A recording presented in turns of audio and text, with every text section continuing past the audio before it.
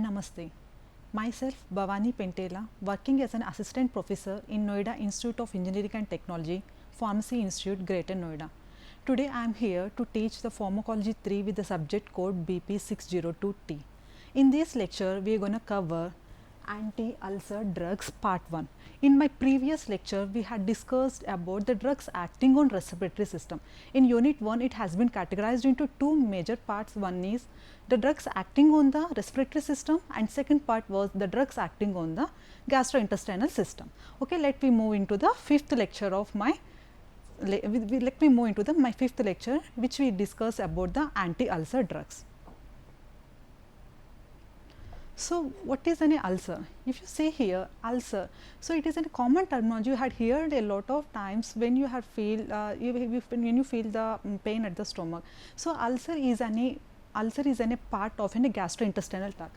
So, if you see the peptic ulcer, the name peptic ulcer indicate it is in a part of a gastrointestinal tract, but the etiology was completely unclear. Why the etiology was completely unclear? Because there is no such a reason why the peptic ulcer is going to happen in the body. The etiology was completely unclear, but it is in a part of a gastrointestinal tract. If you see here, the results was probably due to because of two main factors. The two main factors are responsible for the peptic ulcers. That what are the two factors? One is defensive factor and second one is aggressive factor. If there is any imbalance between the aggressive factors and defensive factors, which can leads to the peptic ulcer. Let me see here, what is the imbalance? What is the imbalance happening in between here? If there is any aggressive and second one is defensive. If there is any imbalance between of these two factors, if you see, if in your body, if there is any increase in secretion of aggressive factors or any decrease in secretion of defensive factors, which can leads to the peptic ulcer. If there is any imbalance between these two factors, if you see if any imbalance between these two factors, you can see the peptic ulcer. What are the two factors here? One is aggressive factor and second one is defensive factors. Let us see what is an aggressive factors. Aggressive factors include acid, pepsin, bile, H. pylori. So, what is an H. pylori? Helicobacterial pylori.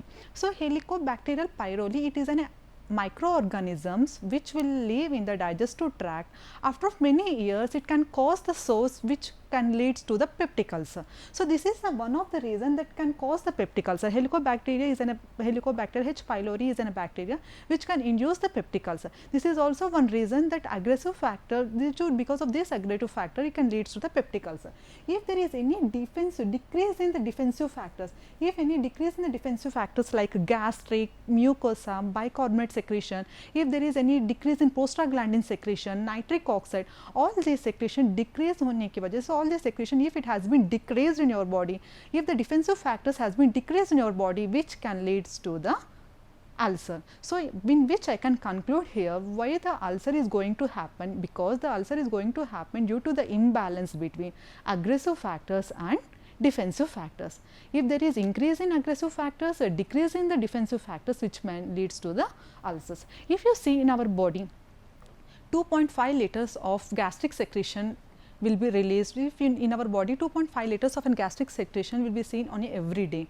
So, if you, I think you had heard about the ulcers like gastric ulcers and duodenal ulcers. What is the difference between the gastric ulcer and duodenal ulcer? If I am talking about the gastric ulcer, in the gastric ulcer, the secretion of acid is normal or low, but in duodenal ulcer, the secretion of acid is high in half of the population and somewhat normal in the half of the population.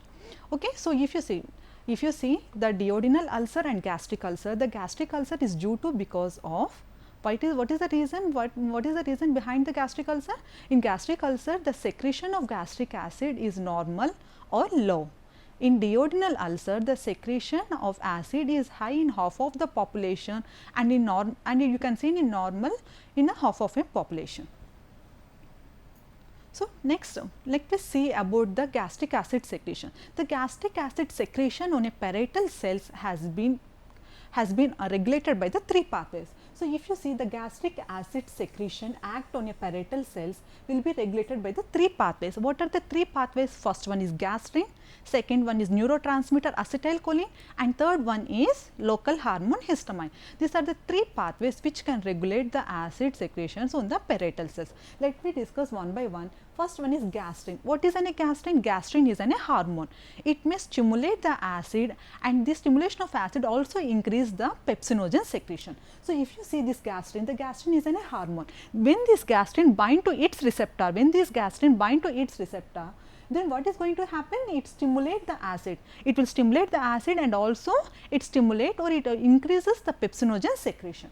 So next one is acetylcholine. Acetylcholine is a neurotransmitter. When the acetylcholine released and it binds to its receptor, then what is going to happen? These acetylcholine receptors, it bind to the muscarinic receptors which are present on the GIT, which will increases the gastric secretion. This is the second pathway. And the third pathway was histamine. Histamine, it is any autocoid which you can call as a local hormone. This local hormone histamine is responsible to increase the gastric acid secretion when it bind to the histamine receptors which are present on the GIT. Okay, so these are the three pathways. First one is gastrin, second one is acetylcholine, and third one is histamine. So these are the three pathways by which the gastric acid secretion will get increased. So what can we do here? So to block this gastrin action, you can give the proglumide. Proglumide is a drug which can inhibit the gastrin to bind to its receptor. And for this acetylcholine, to block the acetylcholine action, to binding to its receptor, to increase in the acid secretion, we can give the anticholinergic drugs, because acetylcholine is a cholinergic drug. So here you will give the anticholinergic drugs to block the acetylcholine action. Next one is histamine. Histamine is a local hormone. When it binds to its receptor, it increases the gastric acid secretion. So what we will do here? Here we will give the antihistamine drugs to block the histamine action. And this is the figure by which you can understand how the gastric acid will produce, how the hydrogen chloride will produce from the parietal cells. If you see, this one is in a blood plasma, this one is in a plasma. Okay, this is in a parietal cell, this is in a lumen of a gastric stomach.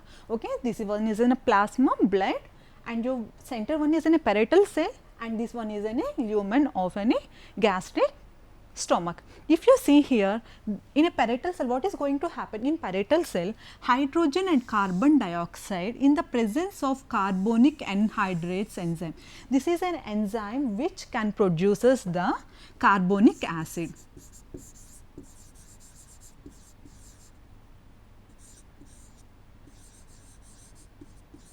So this is an enzyme. What is the enzyme? Carbonic anhydrase. Carbonic anhydrase is an enzyme which can produces the carbonic acid, which you can call as H2CO3.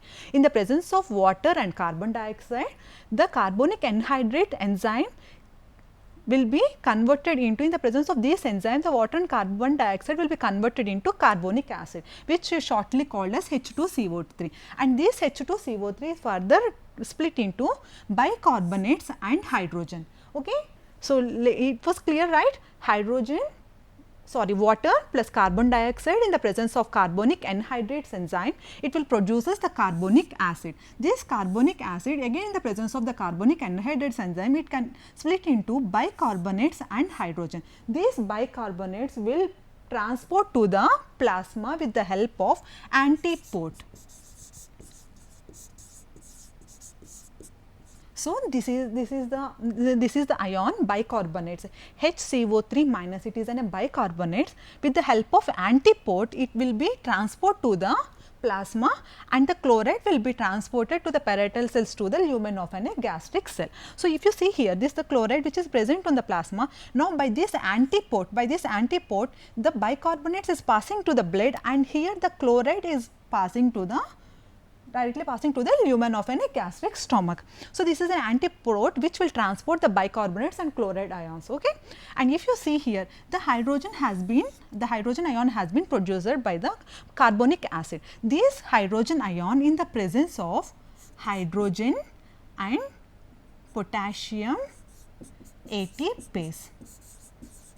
So, hydrogen, potassium, ATPase, which you can call as a proton pump. With the help of this proton pump, the hydrogen will move into the lumen of an gastric stomach, and here the potassium will move to the parietal cells. There will be the exchange of an ions with the help of proton pump. With the help of this proton pump, you can see the transport exchange of ions. What the ions will be get exchanged here? The protons will get inside the parietal cells and the hydrogen will move into the lumen of an gastric cell. Now, the hydrogen has moved into the lumen of an gastric stomach. Here the hydrogen and chloride which can form the HCl, which you call as an acid, by which the acid secretion. This is how the acid will be produced by the parietal cells. So, this is a figure by which you can understand in a very much better way how the acid has been produced from the parietal cells. So, here the two transporters are important to carry the ions. One is antiport. By the antiport, the chloride will be directly transported from the parietal cells to plasma to parietal cells to see the it will move to the lumen of an stomach. And second one transporter was hydrogen, potassium, ATPase, which you can shortly call as a proton pump. This proton pump will carry the hydrogen ion into the lumen of an stomach and it will transport the potassium ion into the parietal cells. So, next we will move to the classification. So, classification is a part of a pharmacology by where you can understand what are the drugs will falls under this category. So, there are a lot of drugs to treat the ulcer. So, what are their reduction? First one is reduction of an gastric acid secretion. So, there are some drugs which concentrate or which works to reduce the gastric acid secretion in our body. So, which drugs falls under to reduce the gastric acid secretion? First one is H2 antihistamines, second one is proton pump inhibitor, third one is anticholinergic and fourth one is prostaglandin analog. These are the four categories which falls to reduces the gastric acid secretion. So, what are the H2 antihistamine? You know that histamine is responsible to secrete the gastric acid. So, we will use the H2 antihistamine drugs. Proton pump, it is a pump which will carry the ions. Which type of ions? Potassium and hydrogen. So, here we are using the proton pump inhibitors. And second one is anticholinergics, because acetylcholine is a neurotransmitter which is responsible for the acid secretion. So, we will use to block the acetylcholine action, we will use the anticholinergic drugs. Next one, prostaglandin analog. The prostaglandin analog, you know that the prostaglandin is a defensive factor which will protect the GIT from the acid. So, here you will use the prostaglandin analogs. All these four categories will fall in the reduction of gastric acid secretion. And second one, we will move to the second one. Some drugs will act by neutralizing the acid. So, some drugs will decreases the gastric acid secretion, some drugs will neutralize the gastric acid secretion. So, which drugs is going to neutralize the gastric acid secretion? There are two such drugs, one is systemic antacids and second one is non-systemic antacids, which falls under neutralizing the gastric acid. The neutralizing the gastric acid is also called as an antacids. So, these antacids are the drugs which will neutralize the gastric acid in the stomach. So, here you will see the two types of subdivisions, one is systemic antacids and second one is non-systemic antacids, and third one is ulcer protectives. Ulcer protectives are the drugs which are used to treat the ulcers, and last one anti-H. pylori drugs. So, we having mainly four types of drugs in the classification of anti-ulcer drugs. First one, the drugs which will reduces the gastric acid, second one is the drug which will neutralize the gastric acid, third one is the drug which will protect the ulcers, ulcer protectives, and finally anti-H. pylori drugs. So, these are the classification which falls under anti-ulcer drugs. So, first one we will discuss about pharmacological action of an H2 blockers. So, first one, the H2 blockers falls under the reduction of gastric acid secretion. These are the drugs which will reduces the gastric acid secretion in the stomach. If you see here H2 blockade, so what it mean the H2 blockade? Here the H2 blockers are drugs which will block the H2 receptor. When the histamine bind to the H2 receptor, it will increases the gastric acid secretion. So, the H2 blockers are the drugs which will inhibit the acid secretion by blocking of H2 receptor. So, this is cimetidine. If you see here, there are the four types of drugs falls under what this one H2 blockers. In India, we are having the four types of drugs. What are the four types of drugs here? One is cimetidine, ranitidine, formatidine and roxetidine. These are the four H2 anti-ulcer drugs. These are the H2 antihistamine drugs. So, what are the four H2 antihistamine drugs? The four H2 antihistamine drugs are cimetidine, ranitidine, famotidine and ronoxetine. So, these are the 4 drugs used to treat for ulcer, which will block the H2 histamine. And if you see here, okay, if you see here cimetidine is a first line drug to treat the peptic ulcer. Cimetidine is such a drug which is an H2 blocker which can reduces the acid secretion. It is a first line drug to treat the peptic ulcer. This is the first drug which has been used clinically. So, this is the first drug. Cimetidine is the first drug which has been used clinically. It is a prototype drug. It is a prototype drug. It is a prototype drug. So, if you see here, the histamine, when these H2 blockers when bind to the histamine receptor, it will going to block the action of any histamine. So, on gastric acid secretion, it can block the gastric acid secretion, it can causes the cardiac stimulation which we had seen in the guinea pigs, and it can causes the uterine relaxation which we had seen in the rats. Next one, on bronchial muscle, it having the relaxation action, because histamine will causes the contraction. By blocking of this histamine receptor, it will shows the relaxation action. Next one, the only significant action of an drug cimetidine was to reduce in vivo. If you see, the only significant vivo action of H2 blockers is inhibition of gastric secretion. The only significant action of H2 blockers was inhibiting of any gastric secretion. It can inhibit the all phases of secretions. If you are talking about the H2 blockers, it can inhibit the all phases of any secretions. What are the all phases here? Basal phase, cyclic phase, neurogenic phase and gastric phase. These are the phases. All these phases has been inhibited by the H2 blockers, but somewhat completely more with the basal phase. Though this is the basal, all the phases like the basal secretion will be very much completely suppressed by the H2 blockers. And what are the pharmacokinetics of an H2 blockers? If I am talking about cimetidine, the cimetidine is a drug which can orally absorb well, and it do not having any interaction with the food. Whenever you have taken the drug, it do not interact with the food, and it has been crosses the placenta and it will reaches to the milk, and it do not having any capacity to cross the blood brain barrier, because it having the it has poor penetration to cross the brain. So, because of its hydrophilic in nature, this is the drug which cannot crosses the blood brain barrier, having the poor penetration into the brain, but it can reaches into the placenta, and which will reaches to the, it can crosses the placenta, sorry, it can crosses the placenta, it can reach to the milk. Okay. And the half life of, if you are talking about the elimination half life, it will be the elimination half life of cimetidine was 2 to 3 hours. It will be eliminated by the kidney, but when you have any particular person having the renal failure in such a condition, the cimetidine drug has been, the dose has been reduced. In a particular patient, those who having the renal failure in such a condition, you have to reduce the dose. And what are the adverse effects? You will see the adverse effects like this, very minor adverse effects like headache, dizziness, bowel upset, dryness of mouth, rashes. These are the very minor side effects which you can observe with the cimetidine. But the CNS effects are very major. Sometimes it can causes the convulsions and coma also. Okay, the CNS effects are the major CNS effects you can see with the dose dependent of an cimetidine drug. As the dose increases, it can sometimes the particular patient can go to the convulsions and can produce the convulsions, and the person can go to the coma also. So, these are the adverse effects. One more adverse effect of the cimetidine was anti-androgenic action. The cimetidine having the anti-androgenic action, due to because of this anti-androgenic action, it will increase anti-androgenic action, it increases the plasma prolactin. So, this is the drug which will increases the plasma prolactin and inhibits the degradation of estradiol by the liver. So, if you had given in a high dose of the cimetidine or any H2 blockers for a long period, it can produces the gynecomastia. So, what is any gynecomastia? Increase in breast, particularly in males. Increasing in breast in males is termed as gynecomastia. Loss of libido, decrease in the sexual drive.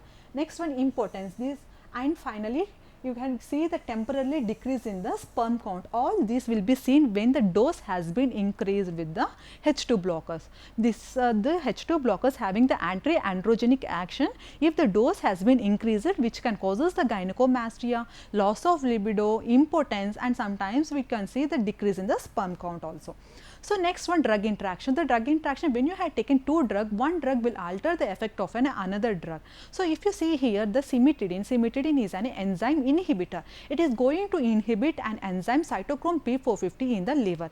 This is an enzyme inhibitor. So, if you are taking the cimetidine with any other drug, so the next drug, after taking of the cimetidine, if you are taking any other drug, the another drug metabolism will get decreased. By decreasing in metabolism, it can produces the toxicity as well.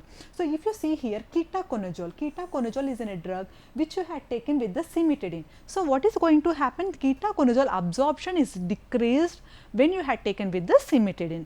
The ketoconazole absorption will decrease when you had taken with cimetidine drug. And next adverse drug reactions you can see here. Just now I had said you in a previous slide, the cimetidine. The drug cimetidine is an enzyme inhibitor. It will inhibit the enzymes cytochrome P450 enzyme which is present in the liver. By inhibiting of this enzyme, the drug, whatever the drug you had taken along with the cimetidine, the drug cannot eliminate from the body easily, because if the drug cannot get metabolized. So, if the drug cannot get metabolized, how it can eliminate it from the body? Due to the decreasing elimination of a drug which can causes the toxicity levels. So, what are the drugs can causes the toxicity levels here? If you see here, students, theophylline. Okay, theophylline. What type of a drug it is? It is an methylxanthine drug. Theophylline is a methylxanthine drug which is used to treat the asthma. Phenytoin, it is an anti-epileptic drug used to treat the epilepsy. And carbamazepine is also an anti-epileptic drug which is used to treat the epilepsy. And phenobarbital is it is an barbiturate drug which is used to treat the sedative and it is a sedative and hypnotic drug. Sulfonylureas, it is used to treat the diabetes. It will decreases the glucose level in the body. And metronidazole is a drug. It is an antibacterial, antimicrobial drug. Okay, warfarin. What is the drug? It is warfarin. Warfarin is an anticoagulant drug. Which type of anticoagulant it is? It is an oral anticoagulant drug. And next one is imipramine. Imipramine. What type of drug it is? Imipramine. Which type of drug it is? Imipramine is an antidepressant drug which is used to treat the depression. Okay, and last one was lidocaine. Lidocaine is such a drug which having the local anesthetic action. So, dear students, look at here. If you had taken the cimetidine drug along with all these drugs, what are all these drugs? Theophylline, phenytoin, carbamazepine, phenobarbital, succinylureas, metronidazole, warfarin, imipramine or lidocaine. If you are taking the cimetidine with the rest of these drugs, these drugs metabolism will get decreased and the toxicity will get increased in your body. And what are the uses of anti-ulcer drugs? So, anti-ulcer drugs has been used in gastric ulcer. Okay, so so these are the drugs, H2 blockers. H2 blockers are the drugs which are used in the gastric ulcer. These are the drugs which are used in the stress ulcers. In the stress ulcers, the stress because of the stress, the ulcers will be produced. In the stress ulcers also you can use the H2 blockers. And gastritis, in the gastritis disorder also you can use the H2 blockers. Zollinger-Ellison syndrome. What is a Zollinger-Ellison syndrome? It is a rare digestive disorder. Okay, what it is? What the syndrome it is? It is a syndrome. It is due to because of excess gastric acid secretion. Because of this excess gastric secretion which can cause the peptic ulcer in the stomach and intestine. So, Zollinger-Ellison syndrome, it is a rare digestive disorder. Okay, and it can use in gastroesophageal reflux disorder which you can call as GERD in short.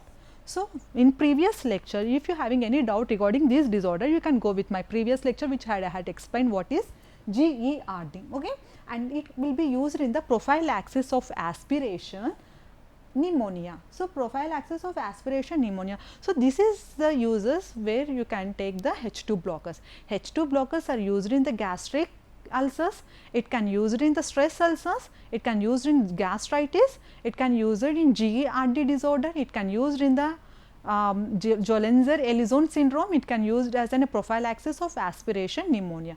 So these are all the uses by where you can treat the peptic ulcer by taking of an H2 blockers. In the today class, we had discussed about, let me have a small rewind of the today lecture. In today's lecture, we had discussed about what is an ulcer. So, what is an ulcer? Ulcer is a type of any disorder which will produces by the imbalance between the aggressive and defensive factor. After of that, we had discussed about the secretion of any HCl, how the HCl has been produced from the parietal cells. After that, we had discussed about the classification, how many types of drugs are falls under the anti-ulcer drugs. Reduction of gastric acid secretion, neutralization of gastric acid secretion, ulcer protectives, anti-H. pylori drugs, all this comes under the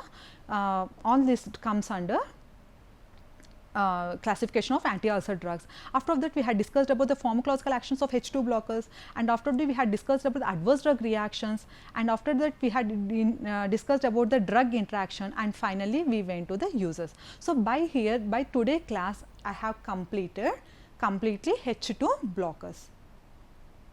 Thank you.